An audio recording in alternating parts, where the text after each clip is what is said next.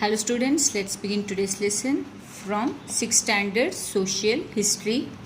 Second lesson, from hunting gathering to growing food. Let's continue.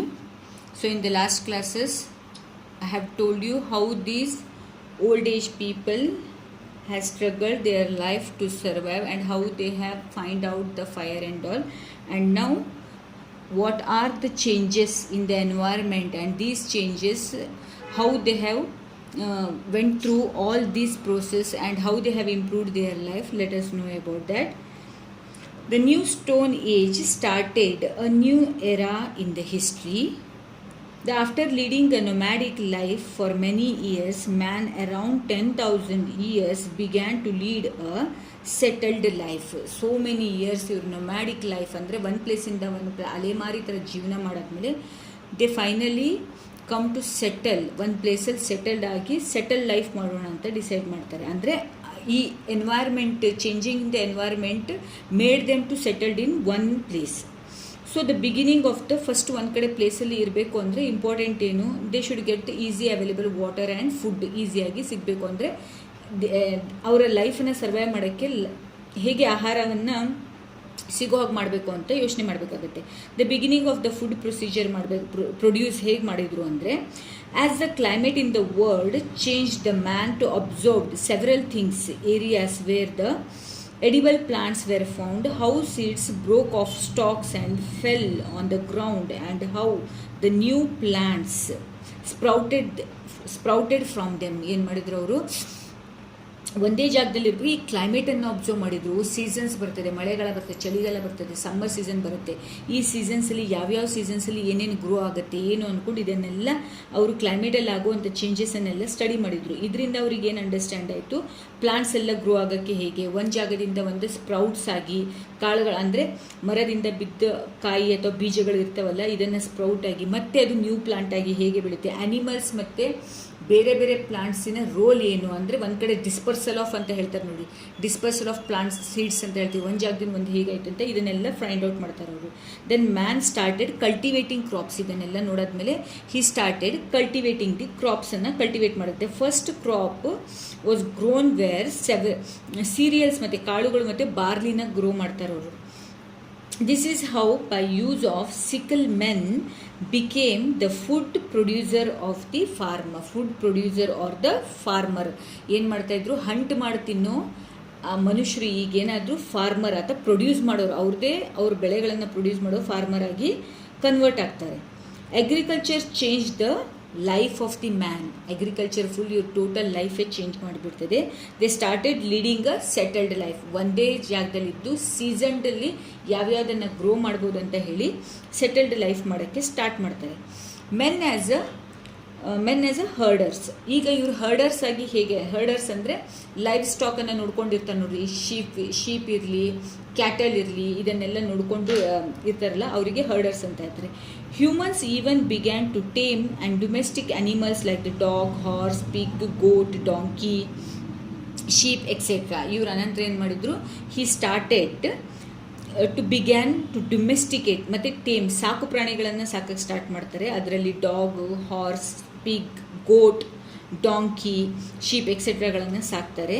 The first animal to be tamed was dog. First animal ಇವರು tame ಮಾಡಿದ್ದು dog ಆಗಿರ್ತದೆ.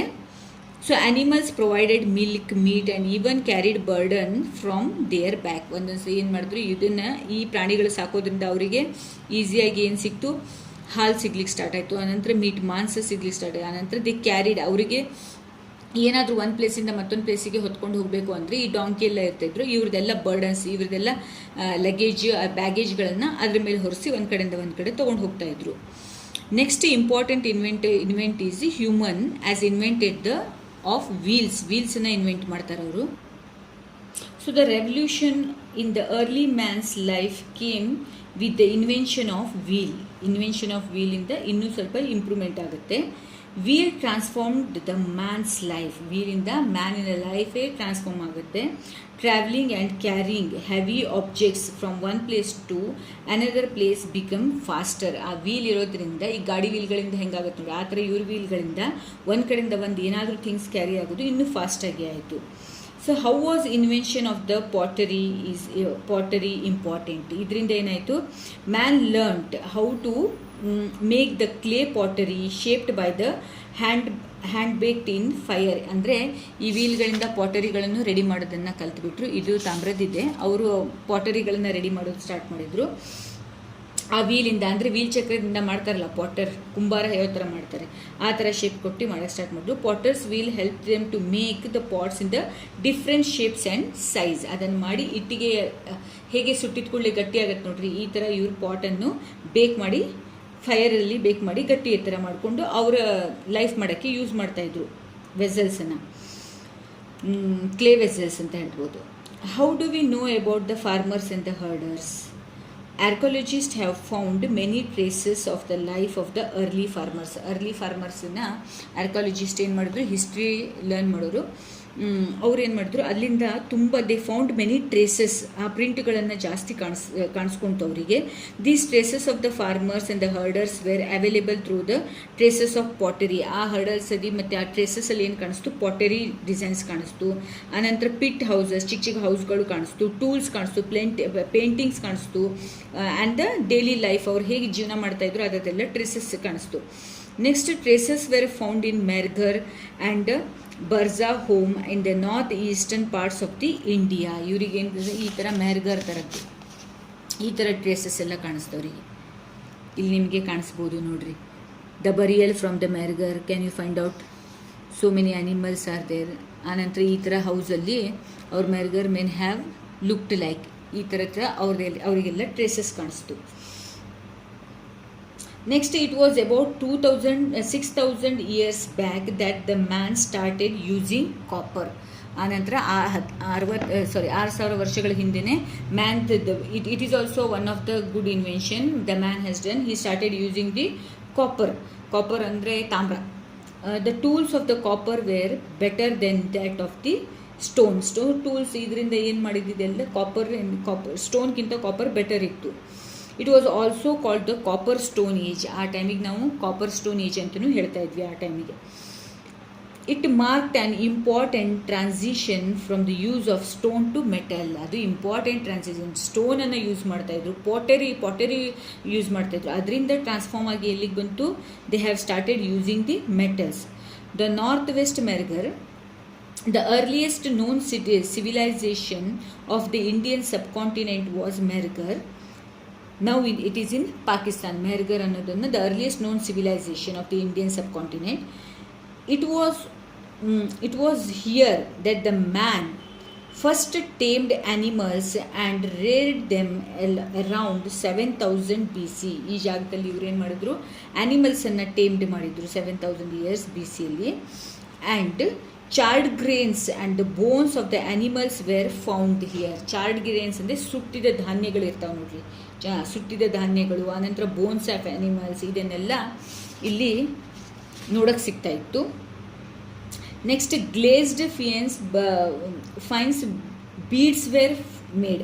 ಅಂದರೆ glazed ಅಂದರೆ ತುಂಬ shining ಮಣಿಗಳಿರ್ತಾ ಇತ್ತು, ಅದನ್ನು ನೋಡೋಕ್ಕೆ ಸಿಗ್ತಾ ಇತ್ತು ಇವ್ರದ್ದು ಟ್ರೇಸಸ್ಸಲ್ಲೆಲ್ಲ ತೆಗೆದಿದಾಗ.